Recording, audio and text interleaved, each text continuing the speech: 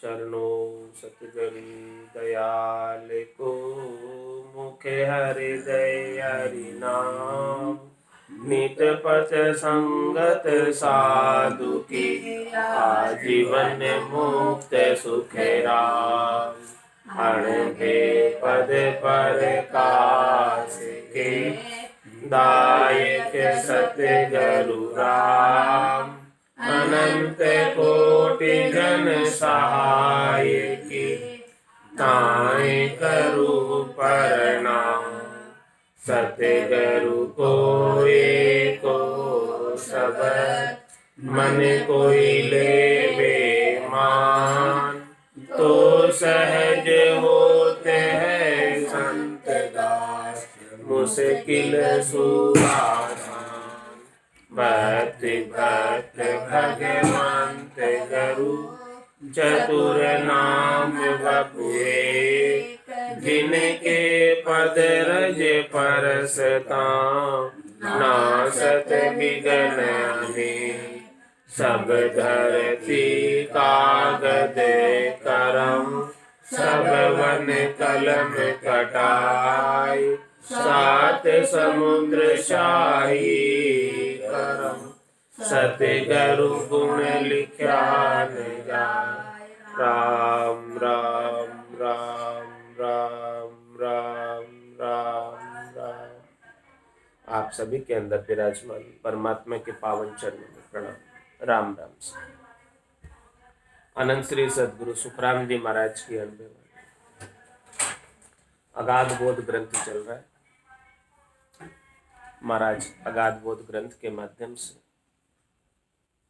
मध्यम गुरु, उत्तम गुरु और सदगुरु में भेद समझाया कि परम मोक्ष की प्राप्ति करनी, केवल पद आनंद पद की प्राप्ति करनी है तो सदगुरु के बिना संभव नहीं। 6 हदगुरु से परम मोक्ष की प्राप्ति नहीं होती है। 7वें सदगुरु जब मिलते हैं तब जाकर परम मोक्ष की प्राप्ति। सतगुरु दया सोई सब करनी, भजन भाव सब सारा।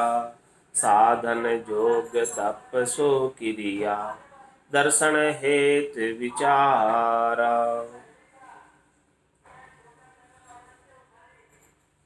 सदगुरु की दया किसी शिष्य पर हो जाती है, कृपा हो जाती है, मेहर हो जाती है तो महाराज फरमा रहे उसके लिए सारी करनियां सज जाती है। फिर अलग अलग कोई भी करने की आवश्यकता बाकी नहीं रहता। सदगुरु की दया में सब करनियां निहित समाहित। भजन भाव सब सारा। भजन भी सदगुरु की दया से बनता है, भाव भी सदगुरु की दया से प्रकट होता है परमात्मा के प्रति। सब चीजें सदगुरु की दया में निहित, कृपा में निहित। साधन भी बनता है तो सदगुरु की कृपा से बनता है। सदगुरु की कृपा के बिना साधन नहीं बनता है। जोग तप सो क्रिया, परमात्मा से मिलने का योग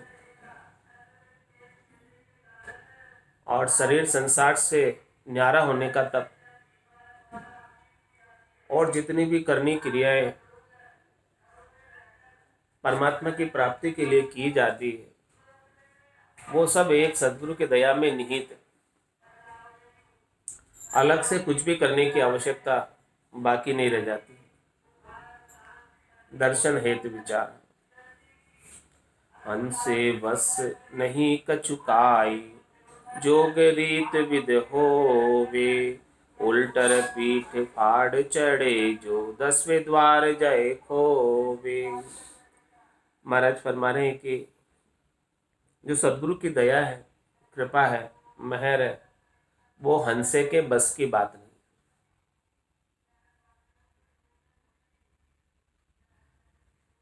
जो जोग की रीत बनी है,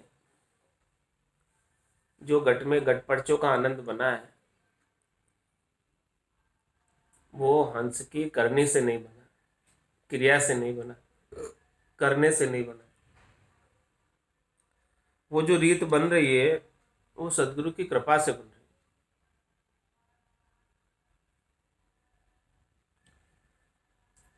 और कृपा में ऐसा गुण है, उल्टर पीठ फाड़ चढ़े जो 10वें द्वार जाए। इतनी ताकत है कृपा में, इतनी जबरदस्त है कृपा कि वो प्रवृत्ति पसारे से उलट जाता, निवृत्ति निवेड़े में आ जाता है। स्थूल शरीर की, सूक्ष्म शरीर की, कारण शरीर की, महाकारण शरीर की आसक्ति छूट जाती है। 5 ज्ञानेंद्रियों की, 5 कर्मेंद्रियों की, मन बुद्धि चित्त अहंकार की, इन 14 से न्यारा हो जाता, इन सब से उलट जाता। पहले इन सब के संग लगा हुआ था, अब इन सब से न्यारा होकर 5 प्रकृति से न्यारा हो जाता,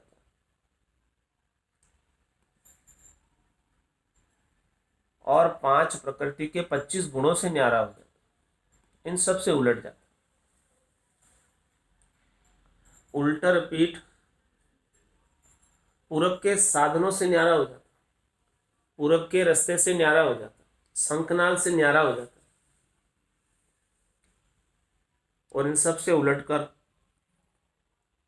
बंकनाल के अंदर पीठ फाड़ कर, यानी 21 स्वर्ग के गांठों का छेदन करते हुए, मेरुदंड का छेदन करते हुए, धर्मराय के सिर के ऊपर पांव दिराकर, ऐसा कृपा में गुण है, बाकी कौन पांव दिरा सकता धर्मराय के सिर के ऊपर। उल्टर पीठ फाड़ चढ़े, सबको ढहाते हुए, सबको ध्वस्त करते हुए, सबका छेदन करते हुए। उल्टर पीठ फाड़ चढ़े जो 10वें द्वार जाए खोवे, 10वें द्वार तक को खोल देता है, जो अन्य किसी साधन से नहीं खुलता।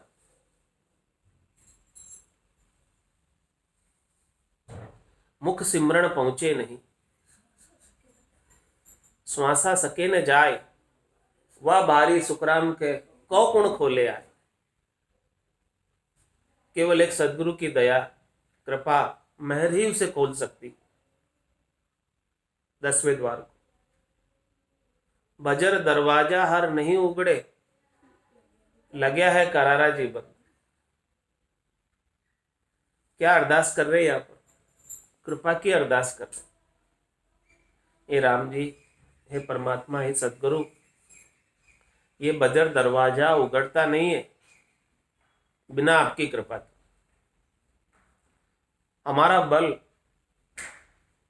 इस बजर दरवाजे पर काम नहीं करता।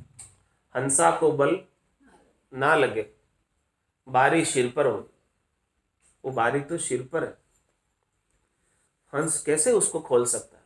अपनी करनी से, अपनी क्रिया से, अपनी ताकत से, अपने बल से काम नहीं बनता। तो किसकी करनी काम आती है, किसकी क्रिया काम आती है? इसमें कोई करनी क्रिया काम नहीं आती, केवल और केवल सदगुरु की मेहर दया और कृपा काम आती। उसी से उल्टर पीठ फाड़ चढ़े जो 10वें द्वार गए खो। 10वें द्वार को खोलते हुए गगन मंडल के अंदर आत्मा प्रवेश प्राप्त कर लेती, आनंद पद में प्रवेश प्राप्त कर लेती। करमन धर्मन लागे कोई, सब हाजिर हुए आए। महानीच सुई नीच कर्म हुए, से सब उदरे भाई। जिसके ऊपर सदगुरु की दया कृपा मेहर हो जाती, जा दिन मेहर भई सदगुरु, सता उदय गट होई। तादिन तिथि लिखी केवल की, तामे कसर न। तो जिसके ऊपर ऐसी दया मेहर कृपा हो जाती है, सता उदय गट हो जाती है, तो कर्म न धर्म न लागे कोई। जो वो सदगुरु की अगाध सत्ता है, वो कर्म और धर्म से न्यारी, पाप और पुण्य से न्यारी, और शिष्य के पाप पुण्यों को भी नहीं देखती है। कि ये पुण्य है कि पापी है। और जो आज दिन तक किए हुए हैं उन्हें भी भोगने की आवश्यकता नहीं रह जाती। कर्मन धर्मन लागे कोई, सब हाजिर हुए आए। उस सदगुरु की अगाध सत्ता के सामने, निज नाम सतनाम कुदरत कला के सामने सब हाजिर खड़े रहते। जमराज तक हाजिर खड़ा रहता। जम माने मर जात, चाल पासे नहीं आवे, दूरासु दंडोत साध का दर्शन चाल। सब हाजिर खड़े रहते। जब कर्म और धर्म को भुगताने वाला जमराज स्वयं हाजिर खड़ा है, तो क्या उसे कर्म और धर्म को भोगने की आवश्यकता रह जाएगी? फिर वो भी आधीन खड़ा है निज नाम के समक्ष। उसका जोर नहीं चलता निज नाम के सामने। कर्मन धर्मन लागे कोई, सब हाजिर हुए आए। महानीच सुई नीच कर्म हुए, से सब उदरे भाई। कोई कितना ही पापी से पापी हो, अधम से अधम हो, नीच से नीच, लेकिन उसके ऊपर यदि सदगुरु की कृपा दया मेहर हो गई तो उसका भी उद्धार हो जाता। बड़ा बड़ा पापी पार उतारे, इस विध मोह उतार।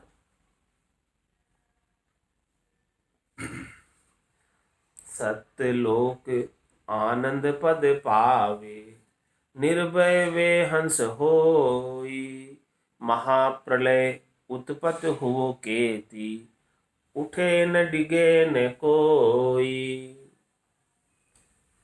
सदगुरु की कृपा दया और मेहर का कितना गुण है, कितना पराक्रम है, कितनी सामर्थ्य है, कितनी सबलता है, वो इस बात से प्रमाणित होती है कि जिसके ऊपर हो जाती है, सत्यलोक आनंद पद पावे, उसे हमेशा हमेशा के लिए सतलोक प्राप्त हो जाता है, आनंद का पद प्राप्त हो जाता है।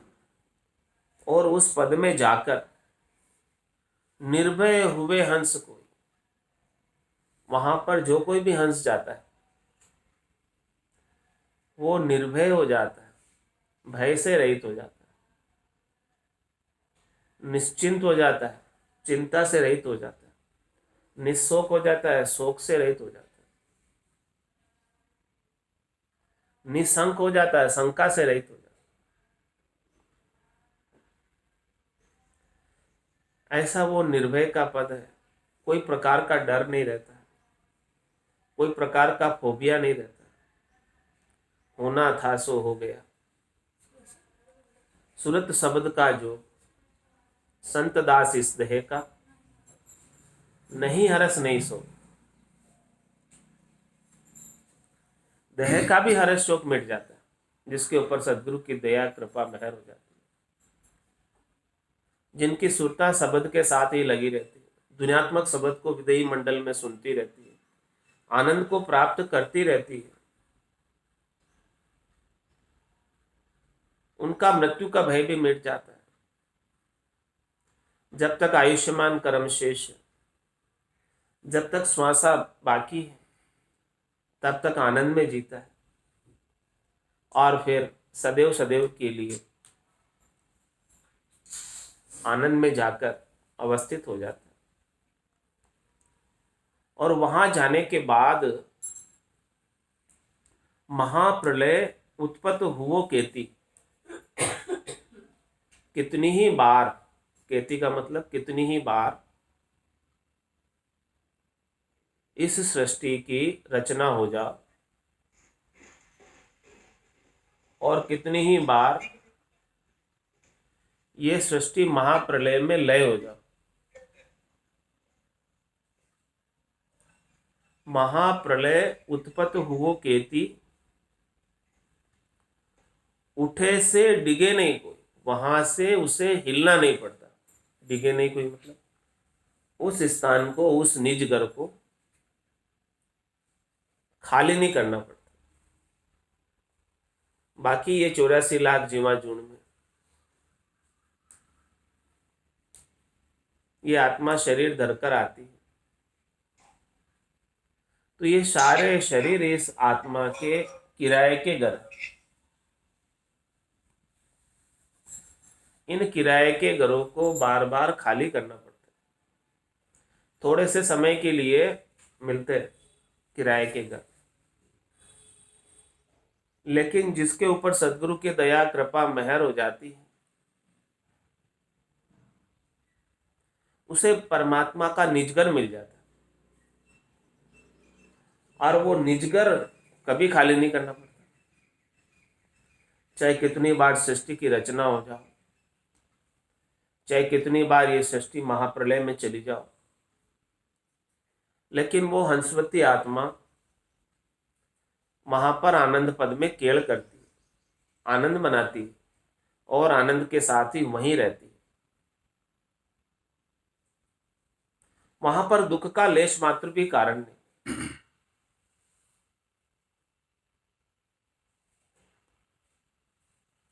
सतगुरु सकल शिष्ट का गुरु है, भेद बिना नहीं जाने। इमृत जड़ी संजीवन जग में, खिन नर कोई न आने।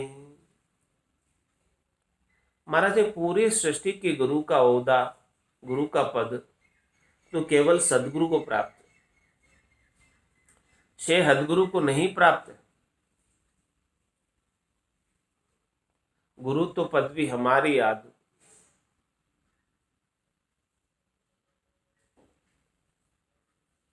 सकल सदगुरु सकल शिष्ट का गुरु है, लेकिन महाराज हमारे भेद बिना नहीं है। ऐसा किसी जानकारी नहीं, तो जानकारी के अभाव में, समझ के अभाव में, परख के अभाव में मध्यम गुरु और उत्तम गुरु को भी गुरु मान बैठते और परम पद से वंचित रह जाते, केवल पद से वंचित रह जाते, आनंद पद से वंचित रह जाते और 84 लाख जीवा जून में 3 लोक के फेरे में जाते और आते रहते। तो सतगुरु सकल शिष्ट का गुरु है, भेद बिना नहीं जाने। किस प्रकार से हमारा दृष्टांत देकर समझा रहे।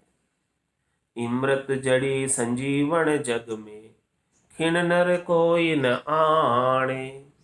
जिस प्रकार से संजीवनी जड़ी अमृतमय है, संजीवनी बूटी अमृतमय है, लेकिन संजीवनी बूटी की परख कितने जने को? कौन जानता है कि ये संजीवनी बूटी, संजीवनी बूटी उगी हुई है, लगी हुई है, लेकिन जानकारी के अभाव में उसे कोई खोद कर नहीं लाता और उसका उपयोग नहीं कर पाता।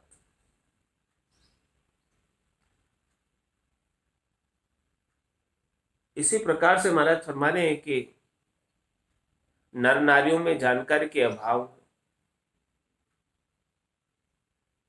सतगुरु का संग नहीं कर पाते और हदगुरु के संग ही समय व्यतीत कर देते हैं और अपने जीवन का, मनुष्य जन्म का जो परम लक्ष्य है, परम उद्देश्य है, जिस उद्देश्य के लिए परमात्मा ने कृपा करके ये मिनखा दे दी हुई है, उस उद्देश्य की प्राप्ति से वंचित रह जाते।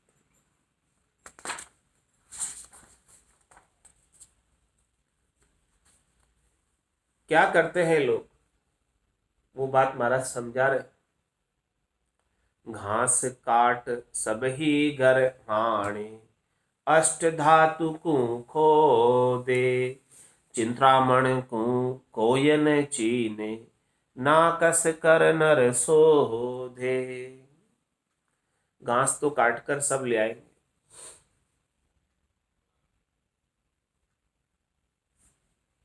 लेकिन संजीवनी बूटी की परख नहीं है, इसीलिए संजीवनी बूटी को खोद कर काट कर कोई लेकर नहीं आता, क्योंकि जानकारी नहीं। इसी प्रकार से केवली भगवंतों की जानकारी लोगों को नहीं, 99% लोग नहीं जानते हैं सदगुरु के बारे में, कैवल्य के ज्ञान के बारे में, निजनाम के बारे में, किसी को नहीं पता। तो घास काट सब ही घर आणे, अष्ट धातु को खो दे। महाराज हमारे की जो 8 प्रकार की धातु होती है उनको सब जानते हैं, जो हमेशा व्यवहार में आती है, काम में आती है, जिनके राज बनते हैं, बर्तन बनते हैं, उसको सब खोद के लाते हैं। जिस चीज की लोगों को परख, लेकिन सदगुरु की परख नहीं, इसीलिए सदगुरु का ज्ञान धारण नहीं कर पाते। चिंतामण को कोई न चीन, 8 प्रकार के धातुओं को तो चीन लेंगे, लेकिन चिंतामणि की परख किसे?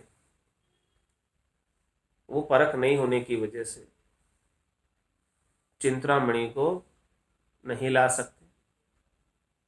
ना कस कर नर सोधे, सोध्या जहां रतन नहीं पावे, नरेण जग के माही, जे कहूँ सहज मिले नर सेती, तो ओ माने नाही। और महाराज हमारे की किसी ने शोधने की कोशिश भी की है, तो उसे परख के अभाव में सच्चे सदगुरु मिले नहीं। सच्चा केवल्य का ज्ञान बताने वाले केवली भगवंत प्राप्त नहीं, क्योंकि परख नहीं थी, समझ नहीं थी। तो सोध्या जहां रतन नहीं पावे, नरेण जग के माही, जे कहूँ सहज मिले नर सेती, तो माने नाही। और किसी सहज सहज में प्राप्त हो जाए रतन, तो वो नर उसकी वैल्यू नहीं गिनता,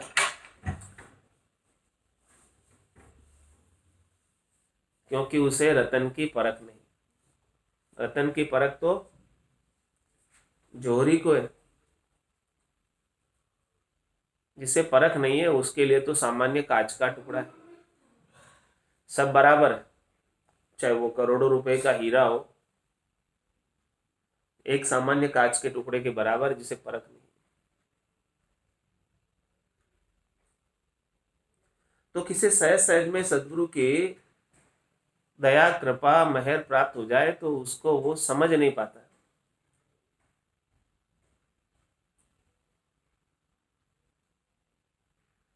क्यों उन चीज सुनी ये शोभा, लीदी कदे न कोई, कैसे परख पले यो बांधे, कहन चीज गुण दोई। महाराज में क्यों उन चीज सुनी है शोभा, लीदी कदे न। महाराज हमारे उस चीज की उसने कभी शोभा सुनी नहीं, और कभी उसने ली नहीं पहले, आज दिन से पहले तक। जब किसी चीज को अपन ने सुना ही नहीं उस चीज के बारे में, और उस चीज को अपन ने कभी लिया ही नहीं, कैसे परख पले यो। तो किस प्रकार से कोई नर भला उसकी परख कर सकता है कि जिसने उस चीज को कभी सुना ही नहीं, देखा ही नहीं, खरीदा ही नहीं। जब एक बार कोई सुनेगा, देखेगा, खरीदेगा, तब तो उसकी जानकारी होगी कि ये चीज अच्छी है कि नहीं।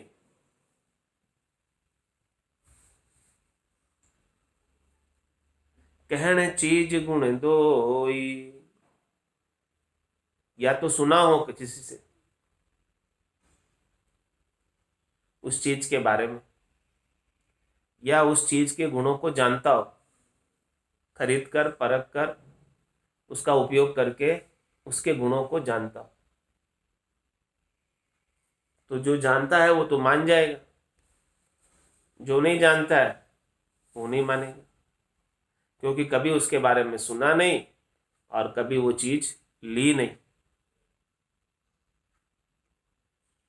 बाता गला सुनी जग माई, तामे भेल अपारा, खंड बंड इद की कहूँ ओछी, क्यों कर गहे विचारा। और महाराज हमारे कि किसी ने बातें सुनी भी है ऐसी चीज के बारे में, सदगुरु के बारे में, सदगुरु की मेहर के बारे में, सत्ता के उदय होने के बारे में, ऐसे कैवल्य के ज्ञान के बारे में, तो वो बात जो है ना उसमें बहुत भेड़ हो गया।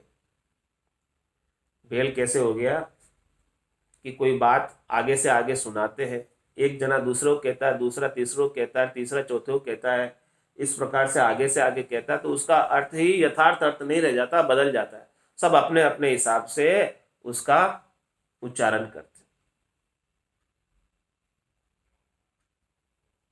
तो जो मूल चीज है वो मूल चीज नहीं रह जाती।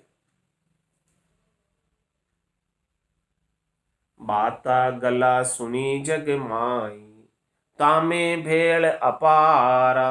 तो उसमें तो बहुत भेड़ हो गया उन बातों में, वो बातें यथार्थ नहीं रही, वो बातें जैसी मूल होनी चाहिए वैसी नहीं रह गई, उसमें अनेक प्रकार के भेड़ हो गए बातों में।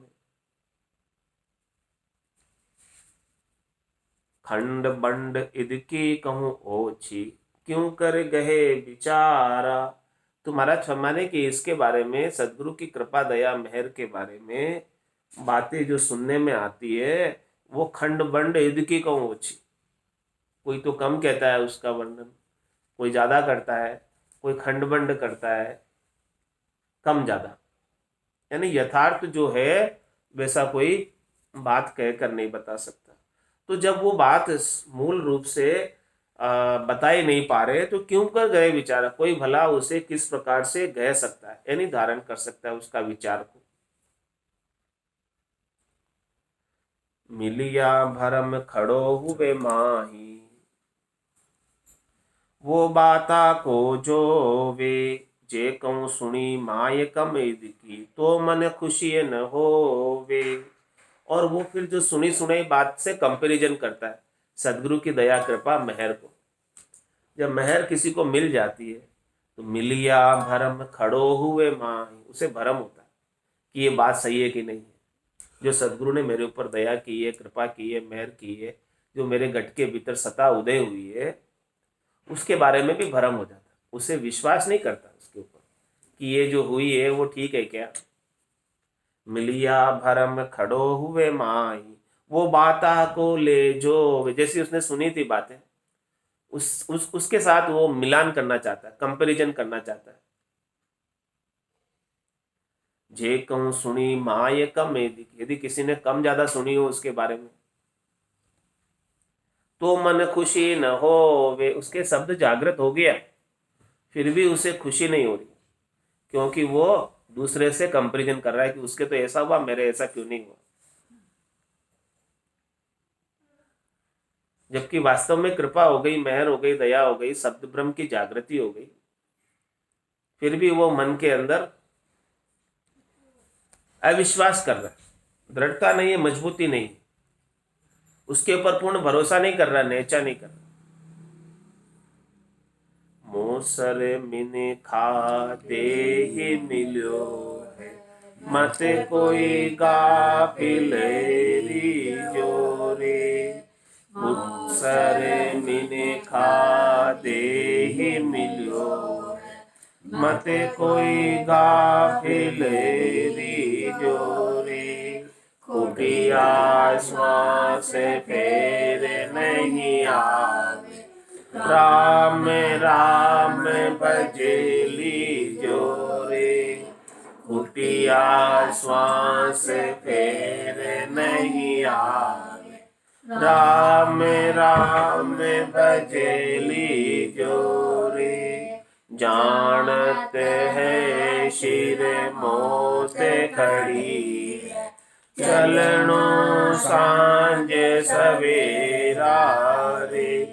जानत है शिर मोत घड़ी, चलनो सांझ सवेरा रे।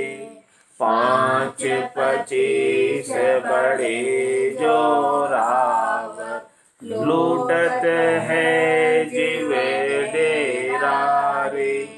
5 25 बड़े जो रावर, लूटत है जीव डेरा रे, मोसर मिने खा देहि मिल्यो, मत कोई गाफिल रीजो रे, कुटिया श्वास फेर नहीं आवे, राम राम भजली जोरे, नर नारायण शहर मिलो है, जामे सूझ अपारा रे, नर नारायण शहर मिलो है, जामे सूझ अपारा रे, राम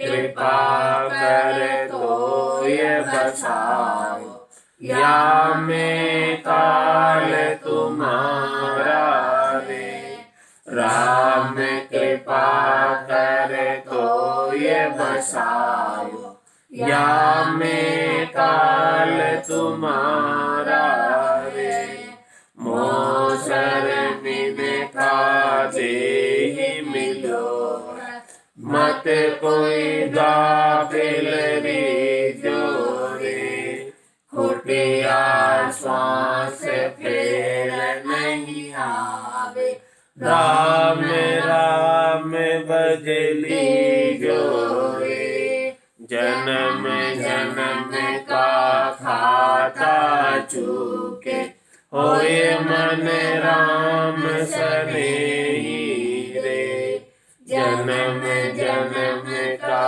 खाता चूके, होए मन राम सनेही रे, रामदास सतगुरु के शरण, जन्म सफल कर ले रे, रामदास सतगुरु के शरण, जन्म सफल कर ले रे, मोसर मिन खा देहि मिलो है, मत कोई गाफिल रीजो रे, कुटिया श्वास फेर नहीं आवे, राम राम भजली जोरे, कुटिया श्वास फेर नहीं आवे,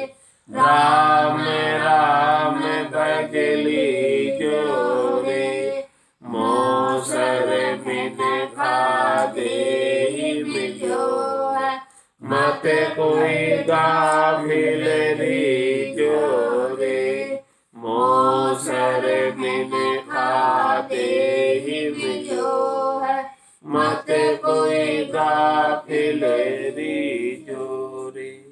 बोलो राम सतगुरु देव जी महाराज धन्य हो परम दयाल सतगुरु सुखराम जी महाराज धन्य हो अनंत श्री सतगुरु सुखराम जी महाराज के ज्ञान स्वरूप भगवान ने धन्य हो केवली भगवंता ने धन्य हो जीवा कारण जहाज ने धन्य हो मोक्ष के मालिका ने धन्य हो अनंत कोटि संतान ने धन्य हो राम